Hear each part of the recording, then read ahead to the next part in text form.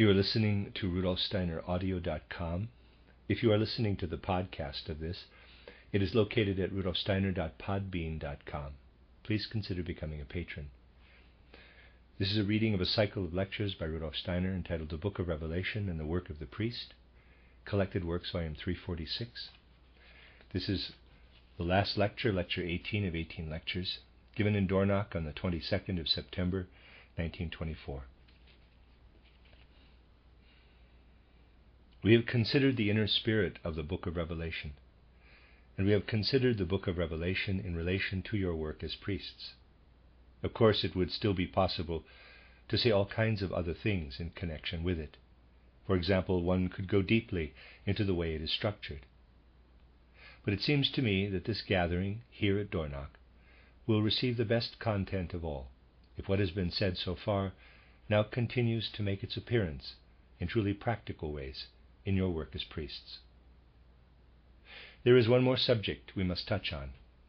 We must consider that we are living in the era of the consciousness soul, that stage of overall human evolution in which the human being has to grasp hold of intellectuality and integrate it into his own individuality. This is, of course, what you might call the first stage, the stage as yet confined to the spirit of the human being, the stage in which the integration of intellectuality will take place in human contemplation and thinking. Another stage will come in which deeper forces of the human soul will also be seized by what at present is taking place more in the realm of thoughts and aspirations and thinking. At present, human beings are still capable of having ideas about how they might make use of the intellectuality that is breaking into their own individuality. But this era of consciousness soul development will not pass before souls too will be seized by intellectuality in their deepest emotions, in their feelings and passions. When this has happened, what the Middle Ages still sought in the stars and termed the angelic intelligences of the stars will have entered even more deeply and thoroughly into human beings. All this will be deposited in the human being. Later still, when the Jupiter condition comes, even the body will be seized by intellectuality.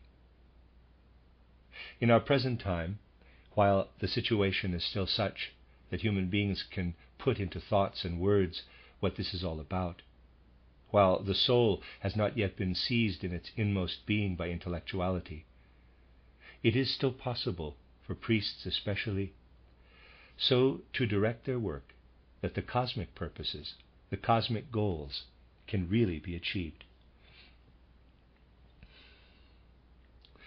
Although it is part of cosmic wisdom that the human being should grasp the intellectuality in the cosmos for himself, nevertheless there remains the possibility that while he is doing this, he might, in those unguarded moments that always exist, allow those Ahrimanic powers known as Satan in Christian tradition to snatch this intellectuality from him.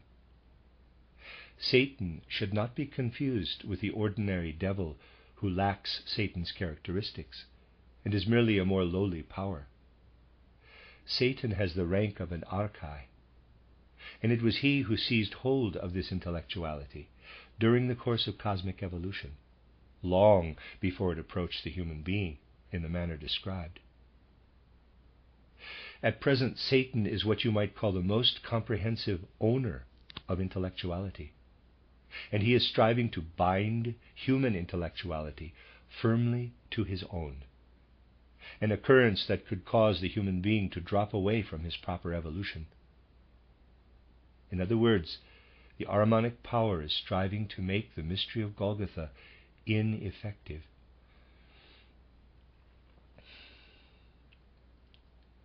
This Ahrimanic power, known as Satan in Christian tradition, is not strong enough to have any effect in the various levels of the cosmos that are above the human being.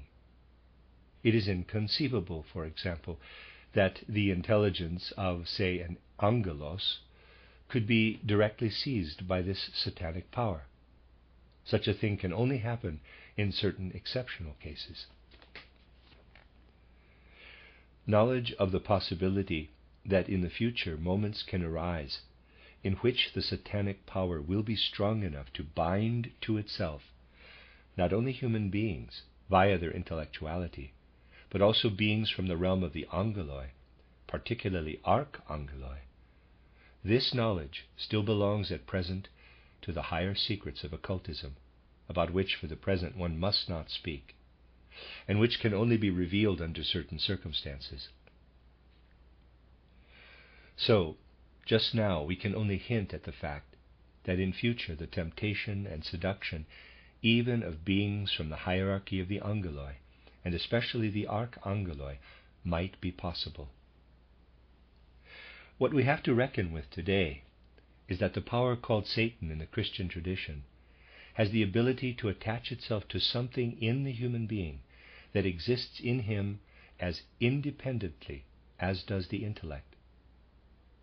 Once the intellectuality in the human being has been taken hold of by the Ahrimanic power, then the human being can be torn away from his evolution and taken to quite other paths simply by having his being dragged along by his intellect, to which Satan has the power to attach himself. This would not be possible in the case of any other force of soul or spirit, nor in the case of any bodily force in the human being. It is possible only in the case of the intellect, for the intellect is situated in the human being in a way that makes it the most independent of all aspects. Every other aspect is attached in one way or another to certain divine powers. So if Satan wanted to seize hold of feeling, for example, or of desires and wishes in the human being, he would find himself up against the supra-human forces hidden in these soul capacities. The intellectuality is the first aspect with which the human being can detach himself from the beings who bring about his personal evolution. It is the first aspect in which the human being must attach himself through total freedom to those powers who from the beginning have been present in his evolution. The human being will have to learn that he must identify, of his own free will, with those ultimate aims in the book of Revelation that are hinted at by the apocalyptist. He will have to learn that a power will appear who is the Alpha and the Omega of the continuous creative powers, the continuous creative being of evolution. And he will have to learn that he must attach himself out of his own resolve to that being who had been guiding him while he still lacked maturity for the cosmos. Satan, however, can make use of this great moment in the evolution of humanity to draw the human being across into his own realm through the intellect. Already now we can observe how the satanic power is endeavoring to draw the human being across into its evolution. The method used is to combine human beings into groups, the seeds of which are visible everywhere today. Groups in which the old group souls cease to exist, and in which a new kind of group soul nature can begin. What is happening over in the east of Europe just now is so terribly satanic because its whole aim is to force human beings together in ways that make it necessary for there to be group souls. Once the most intelligent have been dragged across into the lower realm of Ahriman, then will the groups being formed be allotted to the Ahrimanic powers. If this were to happen, the way would be open for the satanic powers to drag humanity away from Earth evolution and take it across to some other planetary evolution. The introduction of this group soul nature will only succeed if the element of intellect can be completely detached from its links in a specific way. Some most cunning beginnings are in progress over in the East today toward the achievement of this. You ought to understand this in your work as priests. For although these beginnings are most noticeable in the East, the same is happening all over Central and Western Europe as well. We should therefore also mention something which may appear to be relatively harmless at the moment, but which must be regarded in all seriousness in exoteric life. And that is the way psychology, the science of the soul, is being allowed to become a kind of experimental observation. This is one of the ways leading to a situation in which the soul forces no longer work from human being to human being in the sense required by the old divine powers. Instead, they are determined quantitatively from the outside through an intellect that has become detached, or in some other external manner. These things are still relatively harmless in Central Europe, but you should not ignore the fact that in the West, especially through William James and also through others, a way of looking at things statistically is coming to the fore, an intellectualistic way of looking at things, a way that is detached from the life of soul, and that this is being applied even to inner transformations in human beings, to what one might call the inner religious finding of oneself that occurs today in many cases round about the 20th year. Round about their 20th year, many people these days experience a moment of inner conversion, a conversion that comes about entirely from within. They are taken hold of by something that is like a kind of whirling up of divinity out of their own soul. In America, statistics are compiled about what percentage of the population goes through this kind of inner conversion. This matter is treated statistically. What is satanic about this is the way it is treated statistically, the way things are lumped together by the detached intellect. These conversions are something that happens as a result of karma, and therefore each case should be looked at on its own. In science today, statistics are praised to the skies. If you follow scientific matters, you keep coming across tremendous acclaim for statistics. People are no longer capable of getting close to inner aspects, so instead they seek to find laws through statistics. Opposing this is most difficult of all in the field of medicine, where it has gained ground frightfully, and where clinical methods all culminate in statistics that tell us which medicines have worked positively or negatively, and so on. This is where the statistical element has crept in, and this is also where it is entirely useless. To know how many cases had this outcome and how many had that outcome is meaningless. The important thing is to understand each individual case thoroughly, regardless of the outcome. Only after all the different methods have been applied to studying the individual case, with all its idiosyncrasies, is it acceptable to employ statistics. Parenthesis, as you know, statistics has played a huge role in social considerations, where social democracy is in the forefront, close parenthesis. In reality, statistics is only acceptable as the final stage, after everything else has been looked at individually. Then it is permissible to say how many cases had a favorable and how many an unfavorable outcome. Statistics of suicide or madness are equally nonsensical. People work out what percentage in certain professions commit suicide or go mad. Yet for a true understanding, there is no value in knowing this. What is essential is to know why the individual person commits suicide, or what makes the individual person go mad. This statistical way of looking at things, that is regarded as so important these days, wherever scientists write about their theory of knowledge, this preoccupation with statistics really does make it look as though Satan has broken loose. It is truly terrible. This way of looking at things, which has revealed the machinations of the satanic power in Central Europe and in the East, has become a philosophy with Avenarius and Mach, and their ideas in turn have been studied by the leading Bolshevik philosophers, who then turned this philosophy to Russia. Even those who good-naturedly want to regard humanity as progressing in an evolutionary way, there is not much you can do about what happens, they say. Even such people tend to think that the seeds of Bolshevism were sown decades ago in Central Europe and then merely transferred to Russia, just as though a seed can be transplanted and expected to germinate anywhere. So the satanic powers at work everywhere already, appealing to the detached intellect that regards things as having no inner connection with one another. It is at work in matters of soul and in matters of spirit, in inner conversions, and so on.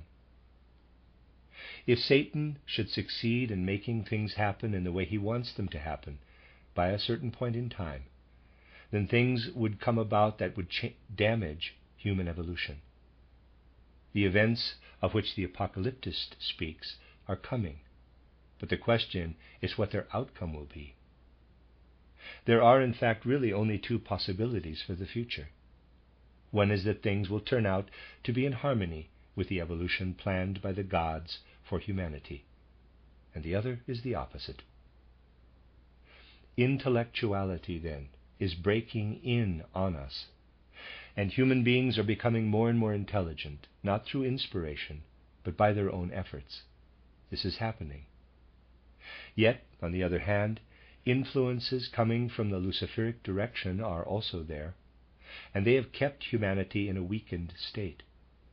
So, groupings will form, despite the fact that in the age of individuality, in what is actually the Christian age, everything that is individual is what would be salutary for humanity. Groups will form, but these groups must be removed from the danger in which they will find themselves.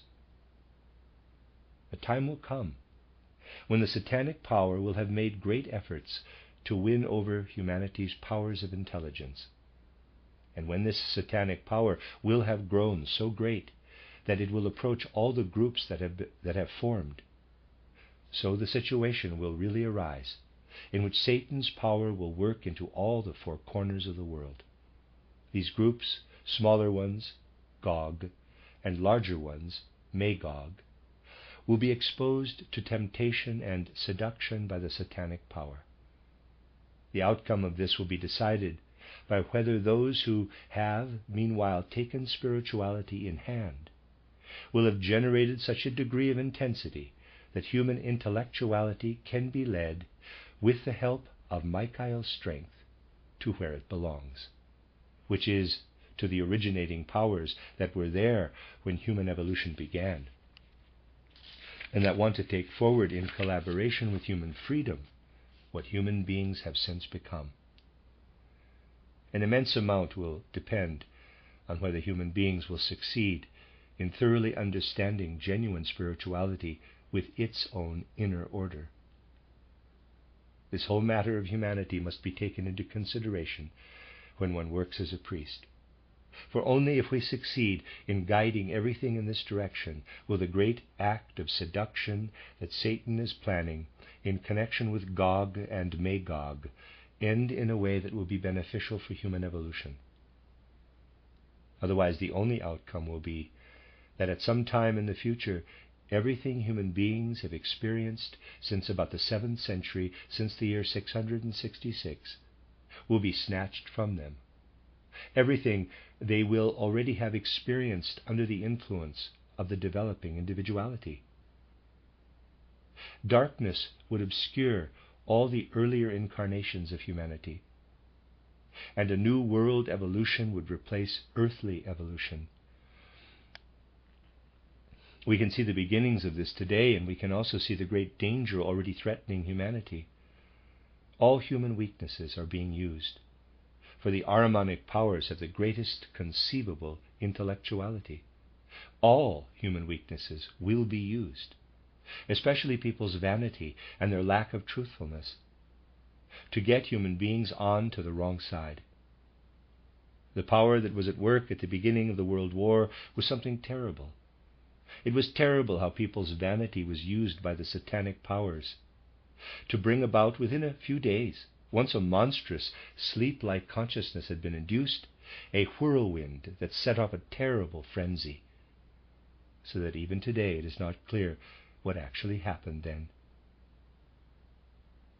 Yet that is merely one phase. Far worse phases are at present taking place in a preliminary way in the purely intellectual, so-called cultural battles of our time. Where, tell me, does truth still exist? Everywhere you can see how things are being arranged in a way that makes people less and less inclined to take truthfulness into account.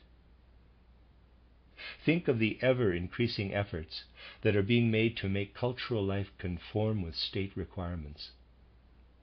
How much of our cultural life is already dominated by the state? All such things pose a great threat to humanity, but people are not at all inclined to engender a genuine understanding of them. You saw what happened when the movement for a threefolding of the social order first began to work against the seduction of Gog and Magog, so that future events might be guided in a direction that would be favorable to the further evolution of humanity. The way in which the idea of a threefold society was received, the way this idea that was intended to lead humanity across this present threshold of its evolution was received, shows the immense dangers threatening humanity in connection with these things. That is why it is necessary for priests, too, to take these things absolutely seriously. There was once an individuality who lived on the earth in the early centuries of Christian development and experienced the year 666. With a degree of clairvoyance, this individuality saw what was taking place and what it meant that the satanic power was preparing such a mission even then. This individuality, who lived in the very place where the real struggle of the church was taking place, in Rome, and who then prepared the way for Christianity in Europe, recognized this with spiritual clarity.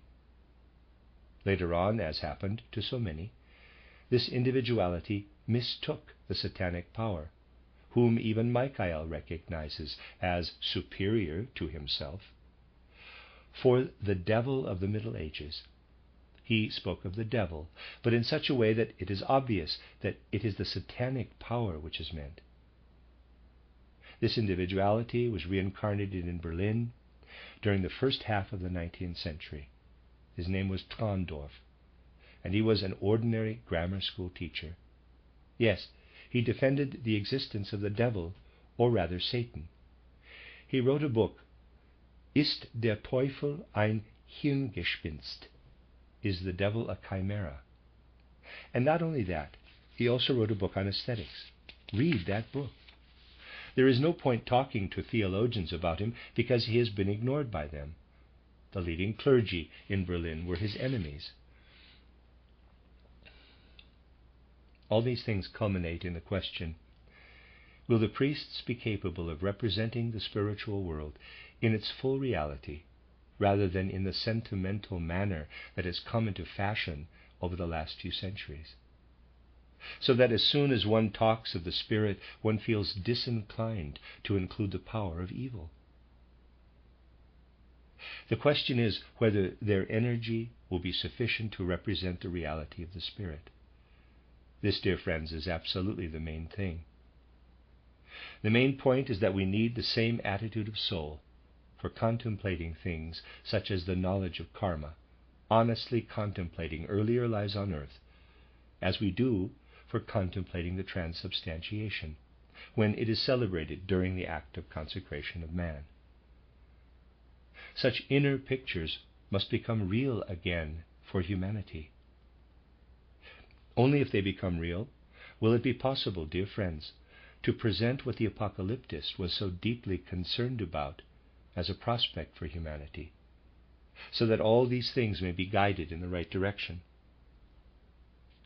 The things we have been talking about here in connection with the book of Revelation are truths that one ought not to receive without uniting one's whole humanity with them, that one ought not to receive without regarding them as a kind of communion. one can truly say, a genuine ecclesia comprises the congregation as its outer reality, while the priests must regard themselves as that group of beings within the ecclesia through whose work the Spirit flows into humanity. For this one does need, with a right understanding, the small tabernacle with the consecrated host, wherein the mystery of the transubstantiation is contained. Imagine you have the chalice in which the transubstantiation is accomplished. Through the transubstantiation, human beings seek the path to the Father, to that primeval Creator power, who has his being in it in all reality, and who cannot be found if you look one-sidedly for spirit alone or one-sidedly for matter alone, but who is only found when you directly discover the oneness of spirit with matter. Genuine understanding of the world is only present today when the transubstantiation is celebrated on the altar. Then indeed that holy event happens in which the Father is sought, and the Son shows the human being the way to the Father, the Son who is the one who mediates the path to the Spirit. So when he sees what is represented everywhere by the physical world, the human being can find in the transubstantiation the holy hidden Spirit in the physical, the work of seraphim, cherubim, and thrones, whose hidden work appears as physical substance. If one wants to have this as spirit, one must tread the path to the Father. The path to the Father is shown by the Son, who then brings it about that the Spirit appears out of the physical. The bread, to speak only of the bread, but the same can be shown also for the wine. The bread is bread, but the Father can be sought in it. Christ shows the way. Through the transubstantiation, the bread surrounds itself with the aura. In the aura, the human being experiences the Spirit. The wine merely represents an amplification of what is in the bread. See plate 8. We can therefore say one's yearning for the Father lives in seeing the sense perceptible, in which seraphim, cherubim, and thrones are hidden. Christ leads the human being to the path, so that before him curiosities, dynamis, and exousiae begin to work in the manner described yesterday. And he ascends to that realm where today he can only observe the spiritual world in its spirituality, where the Holy Spirit is right in the middle, angeloi, archangeloi, archai. This, dear friends, is told in the book of Revelation. To understand this, to conclude that it must be understood today, what does this mean? It means that someone who understands it will find his own understanding already set out in the book of Revelation. It is therefore possible to say, it is entirely up to you, dear friends, whether or not it is you about whom the book of Revelation has been speaking. If you take the impulses of the book of Revelation into your work as priests in a truly spiritual sense, then you are the ones, dear friends, about whom the book of Revelation has been speaking as being the ones who come to turn aside the might of the beast, of the false prophet, of Satan. Then wherever the chalice for the transubstantiation stands, you will always imagine beneath it the apocalyptic book. You will think to yourself, the chalice is standing upon the apocalyptic book. And as you think this, you will be able to say, therein lies my calling, and what we do above this is the enactment of my calling. Dear friends, I did not want to start a theoretical discussion during this conference. Since you had the justifiable wish to hear something about the book of Revelation, I wanted to give you what I have given you, thus placing for you the book of Revelation beneath the chalice. It is to this that our considerations were intended to lead. Whatever the circumstances, you will succeed in achieving what it is possible to achieve, dear friends, if you extend the ideals of your work as firmly as they can be extended, especially when you make our earnest considerations of the book of Revelation into the inmost impulse of your own work. This, dear friends, is what I wanted to bring to you in conclusion of our considerations here. You will surely believe that the most intensive thoughts regarding your intensive, urgent work, worthy of a great task, will accompany all that you will now do in following up these considerations. Parenthesis. Friedrich Riddlemeyer expressed the gratitude of the participants. His words were not recorded. Close parenthesis. Rudolf Steiner. These words do not refer to anything external. What they express is an inner heartfelt vow. And if we can learn to place this into the light of rightly comprehended grace, then what is to happen will indeed happen, which is that the paths of gods and men must merge in our time. Michael will be the great mediator between the paths of gods and the paths of human beings. Let us pay heed to his work. Let us learn from the beginnings of his work in the past what is to be achieved in the future. Then shall we be permitted to look to the future, not merely with well-meaning enthusiasm, but with courageous enthusiasm. Then shall we find our will conjoined more and more with the divine will that has guided humanity from the beginning. Then shall we feel our freedom join forces with the freedom of the gods. This is what we must feel. If we do, we shall be permitted to say each day, when we have finished our daily work, hoping not for smaller, but for greater things for the following day. Perhaps the gods are looking down upon us and saying, "Yea, so be it." That is the end of Lecture 18 and the end of the Book of Revelation and the Work of the Priest, Collected Works, Volume 346, by Rudolf Steiner, translated by J. Collis.